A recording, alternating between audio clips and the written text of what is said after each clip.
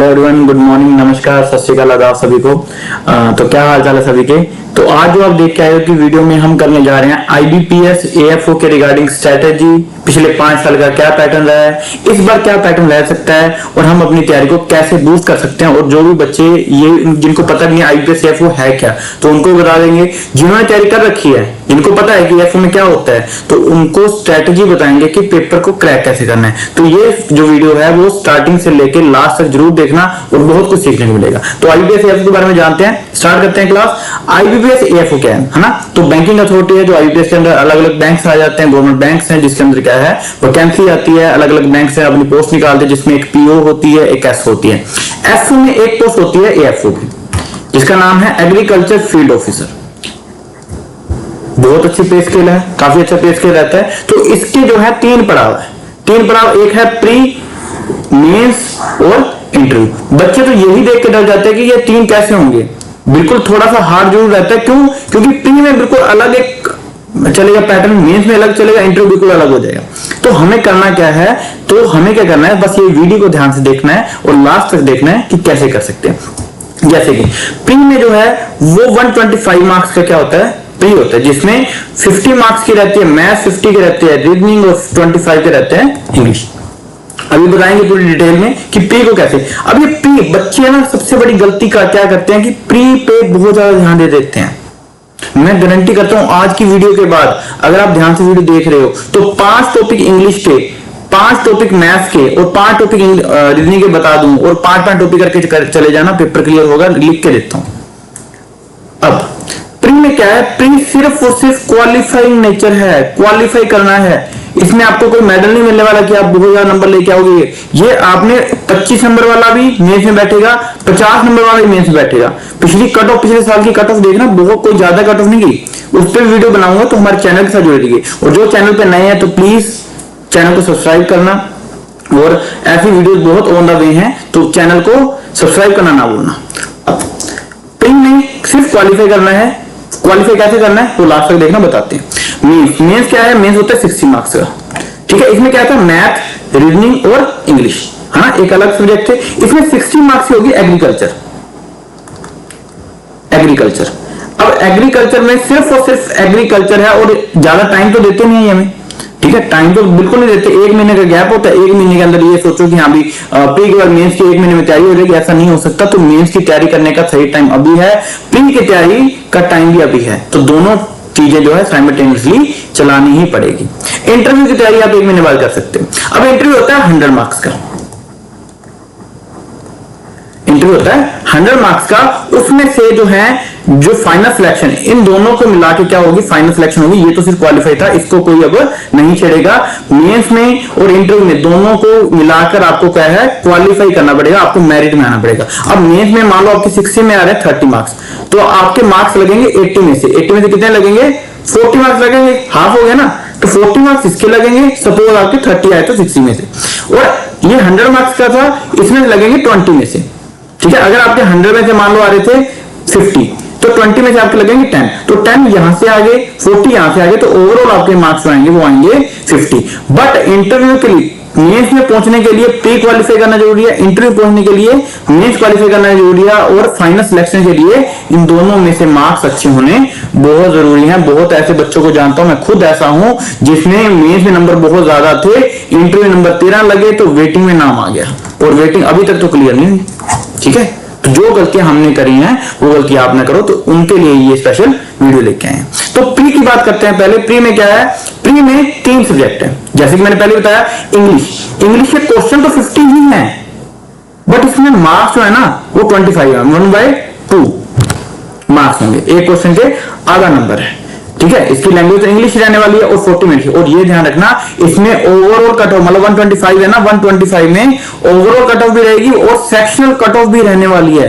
हर एक सेक्शन की cut off भी क्लियर होनी चाहिए। तो फिर हम बात करें रीजनिंग की। रीजनिंग के 50 क्वेश्चन है, 50 मार्क्स हैं, इंग्लिश और हिंदी दोनों में रहेगा, और 40 ही मिनट्स हैं। क्वांटिटेटिव एप्टीट्यूड में सेम है, तो ओवरऑल 125 मार्क्स हैं, 150 क्वेश्चन है, और टोटल मिनट्स कितने हैं, 120। आप इंग्लिश का पेपर दे रहे हो, 40 मिनट्स कंप्लीट हुए, उसके बाद आप ये इंग्लिश का जो विंडो है वो बंद हो जाएगी, फिर आपके नई रीडिंग शुरू होगी। तो आपने इसकी कट ऑफ, मान लो इसमें इसकी कट ऑफ जाएगी 8, इसकी जाएगी मान लो 10 और इसकी गई 12 और 10 22 और 8 30 बनने चाहिए, बट ओवरऑल कट हो गई आपकी 40 के राउंड। तो आपने इसमें 8 से ज्यादा होना चाहिए, इसमें 10 से ज्यादा और इसमें 12 से ज्यादा और इसमें 40 से ज्यादा होनी चाहिए। तो ये ऐसा है। अगर आपके मान लो यहाँ पे 40 से ये आपके 62 भी हैं और यहाँ पे 7 रह गए, बाकी सारे क्लियर कर रहे हो, तो भी आप क्वालिफाई नहीं कर पाए हो। तो तीनों जो है सेक्शनल कट ऑफ भी है, ओवरऑल कट ऑफ भी है, ये ध्यान रखना। टाइम कितना है हमारे पास 40 मिनट। और इसकी तैयारी, अब ये ना जो स्ट्रेटेजी वीडियो है, बच्चा अपने अकॉर्डिंग स्ट्रेटेजी बनाएगा।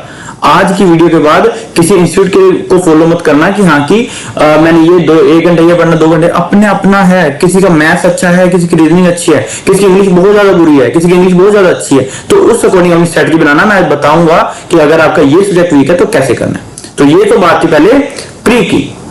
और अब प्री में इंग्लिश को कैसे क्वालिफाई करें। देखो सबसे इंपॉर्टेंट जो चीज है ना, ये जो वर्ड अरेंजमेंट है, ठीक है, क्लोज टेस्ट है, एरर डिटेक्शन है, ये ना बहुत इजी रहती है। और अगर आप छोटे बच्चों वाला वो सोच रहे हो कि रीडिंग कॉम्प्रिहेंशन इजी होगी, तो एक रीडिंग कॉम्प्रिहेंशन 10 नंबर वाली जो होगी वो बहुत ज्यादा टफ होगी, और एक जो होगी रीडिंग कॉम्प्रिहेंशन 10 नंबर वाली, हमेशा जो पैटर्न देखने को मिला है वो इजी आती है। तो इसमें से आपने देखना है कि आपको कौन सी वाली इजी देख के पता चल जाएगा, ठीक है। ये फ्रेज रिप्लेसमेंट, सेंटेंस रीअरेंजमेंट, ये भी बहुत इजी है, तो ये हम कर सकते हैं। ओवन आउट है ना, फिलअप्स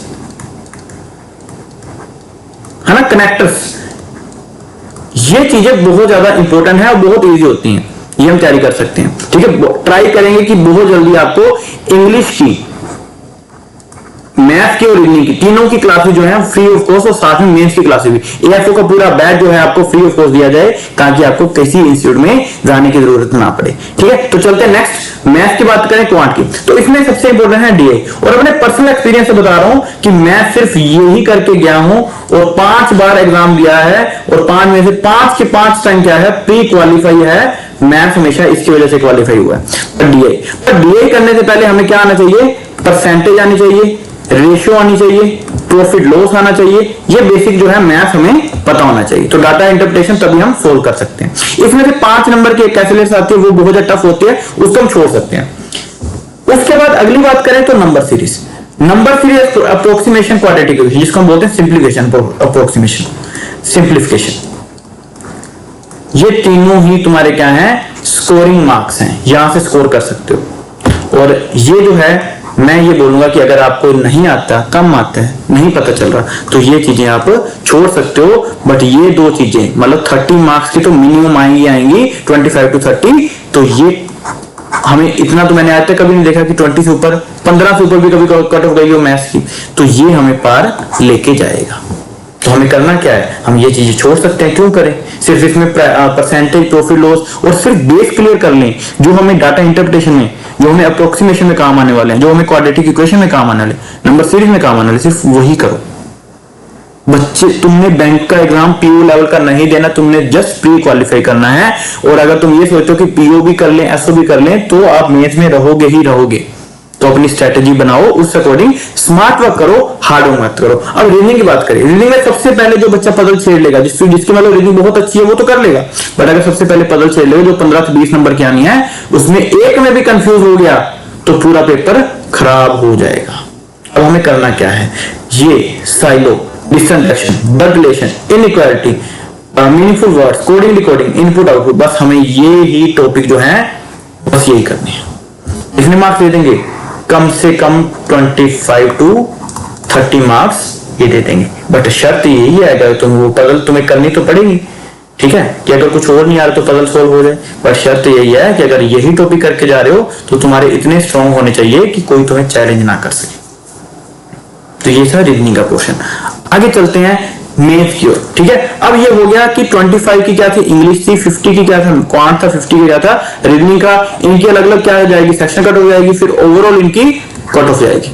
अगर आपने एग्जाम क्लियर कर लिया, जो कि हो जाएगा, कोई बड़ी बात नहीं है, बहुत ही इजी रहता है क्लियर करना, प्री क्वालिफाई करना इजी है, तो उसके बाद आपको मेंस में बुलाया जाएगा। और मेंस का एग्जाम इस साल जो होने वाला है वो दिसंबर में होने वाला 2024 में, है ना। तो इसलिए 2024 लिखा है, वैसे हम 2023-24 ऐसे करके लिखते हैं, तो 2024 लिखा है। अब इसमें आने वाले 60 क्वेश्चन, ठीक है। और ये पेपर ना बड़ा अलग है, बड़ा हटके है। क्या हटके है? इसमें कंसेप्चुअल भी होंगे क्वेश्चन और फैक्चुअल भी होंगे। ज्यादा कौन से रहने वाले? फैक्ट्स रहने वाले। तो इसमें कौन कौन से सब्जेक्ट आने वाले हैं वो ध्यान दे दो। यहां पे लिखा हुआ है, ये पीडीएफ जो है आपको मिल जाएगी हमारे टेलीग्राम चैनल पे, agriculture with Batra sir, agriculture with Batra sir.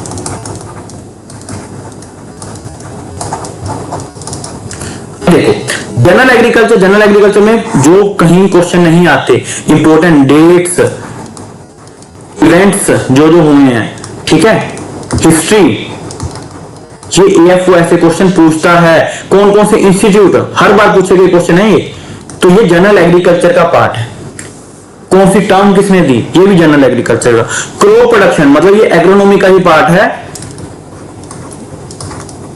ठीक है। और एग्रोनॉमी के और कौन कौन से पार्ट है? टिलेज क्या है, इरिगेशन पे बहुत क्वेश्चन पूछे गए हैं, soil science, horticulture, seed science, crop physiology, economics से बहुत कम क्वेश्चन आते हैं, बट एक आधा क्वेश्चन देखने को मिला इसलिए हमने ऐड किया। Pathology, entomology, animal husbandry, agroforestry, forestry, fishery, apiculture, sericulture, government scheme. अब इतने सारे सब्जेक्ट हैं, बट आपने जो सबसे ज्यादा कमांड बनानी है, number 1 general agriculture, number 2 crop production, number 3 soil science, ये नंबर 4 एग्रोनॉमी, और नंबर 5 एनिमल हस्बेंड्री और फॉरेस्ट्री, फिशरी, एपी को तीनों को नंबर 6, क्योंकि इनमें से क्वेश्चन पूछे जाते हैं। और नंबर 7 पे इंजीनियरिंग, और ये इन पे ज्यादा ध्यान देना पड़ेगा आपको। क्यों? क्योंकि एएफओ की जॉब ऐसी है, फॉरेस्ट्री पे लोन देना, फिशरी पे लोन देना, एनिमल हस्बेंड्री है ना, लाइफ स्टॉक पे लोन देना, क्रॉप प्रोडक्शन पे स्कीम चल रही है, क्या क्या स्कीम चल रही है उन पे लोन देना, उनको फार्मर को गाइड करना, क्योंकि एक्सटेंशन का भी काम करते हैं कभी कभी। तो ये क्वेश्चन जो है पूछे जाते हैं। तो इसमें एक चीज और ऐड कर लेना, एक्सटेंशन का, ठीक है। पढ़ना कैसे है, कहां से पढ़ना है, उसके लिए एक और वीडियो लेके आएंगे। तो अब हमारी स्ट्रेटेजी क्या होनी चाहिए, कि मैं स्ट्रेटेजी बता चुका हूं, ठीक है। क्या कि आपने कौन कौन से सब्जेक्ट करने हैं, मैथ्स में, रीजनिंग में और इंग्लिश में, और इसमें मैथ में भी हो गया, ठीक है। अब हमें क्या करना है इस टाइम पे, आज का जो मंथ चल रहा है वो है जुलाई 2024। अब हम बात करें जुलाई, अगस्त, सितंबर, अक्टूबर, नवंबर, है ना, 1 2 3 4 महीने हमारे पास हैं, मिनिमम 4 महीने हैं प्री के लिए, और मेंस के लिए हैं 5 मंथ्स। यहां पे लिख लेते हैं मेंस, यहां पे लिख लेते हैं प्री। अब प्री और मेंस में क्या करना है, अब आप ध्यान दो, प्री में क्या करना है, अगर आपका मैथ्स, रीजनिंग, इंग्लिश अच्छा है तो आप अभी भी तैयारी ना करो। अगर आपने पहले भी प्री क्वालिफाई किया हुआ है तो अभी आपका टाइम नहीं है तैयारी करने का प्री का, अभी 4 महीने पड़े हैं। अभी आप डेली बेसिस पे क्या कर सकते हो, 1 से 2 घंटे, जिनकी तैयारी अच्छी है, मैं फिर बता रहा हूं, जिनकी तैयारी अच्छी है 1 से 2 घंटे डेली क्या करो, क्वेश्चंस करो, एमसीक्यू करो, है ना, बस। और जिन्होंने तैयारी नहीं करी हुई मैथ्स, रीजनिंग और इंग्लिश की, डेली के कोई भी सब्जेक्ट वीक है तो डेली के आपके अभी के लिए 3 घंटे पढ़ना शुरू करो, कंसेप्ट क्लियर करना शुरू करो। 2 महीने आपने ये सेम ऐसे ही चलाना है, जुलाई अगस्त तक, ठीक है। और सितंबर का 15 सितंबर तक ऐसे चलाओ। एक बार मेरी बात मान के देखो, ठीक है। और मेंस की बात करें, मेंस में क्या है, मेंस में अब आपको ये जो 5 महीने हैं, 5 महीने में 15 सितंबर तक की आपने डेली पढ़ना है 6 से 7 घंटे। उसके बाद जैसे इसका टाइम बढ़ाओगे, सितंबर के बाद इसका टाइम बढ़ा देना है, इसका टाइम 2 घंटे कम कर देना है, इसका 2 घंटे बढ़ा देना है। अगर आप टाइम ज्यादा लगा सकते हो, 10 से 12 घंटे दे सकते हो तो वेल एंड गुड है, 6-6 घंटे कर देना। अदरवाइज ये अभी के लिए प्री इतना ही करो, बहुत है, ठीक है। ये स्ट्रेटेजी फॉलो करो। मेरा हर बार 5 बार प्री क्लियर है, 4 के 5 बार मेंस क्लियर है, ठीक है। तो इसी स्ट्रेटेजी की वजह से हुआ है। इंटरव्यू में भी 17.5 मार्क्स आए हुए हैं। तो इंटरव्यू के लिए क्या करना है, इंटरव्यू के लिए एक बार ये जो मेंस आ रहा है ये समझना कि एक बार यही आपका इंटरव्यू है, क्योंकि जो आपका एग्रीकल्चर है उस पोर्शन से इंटरव्यू में क्वेश्चन पूछे जाते हैं। तो प्री का तो सिर्फ क्वालिफाई करना है, तो प्री को सिर्फ क्वालिफाई करने को देखो और मेंस में मार्क्स स्कोर करने को देखो, ठीक है, कितनी पोस्ट रहेंगी, कितनी क्या रहेंगी, 500 तो रहती है। तो अच्छी अपॉर्चुनिटी है जो भी बच्चे आईबीपीएस एफओ की तैयारी कर रहे हैं। तो क्लास कैसी लगी वो बताना कमेंट सेक्शन में। और अगर आपको कोई भी दिक्कत आ रही है, कहीं पे कोई भी दिक्कत आ रही है, कुछ स्ट्रेटेजी के रिगार्डिंग दिक्कत आ रही है, क्योंकि यहाँ पे हम बैग तो बेच नहीं रहे, फ्री ऑफ कॉस्ट आपके लिए क्लासेस लेके आ रहे हैं, तो आपने एक तो Telegram channel agriculture with Batra sir,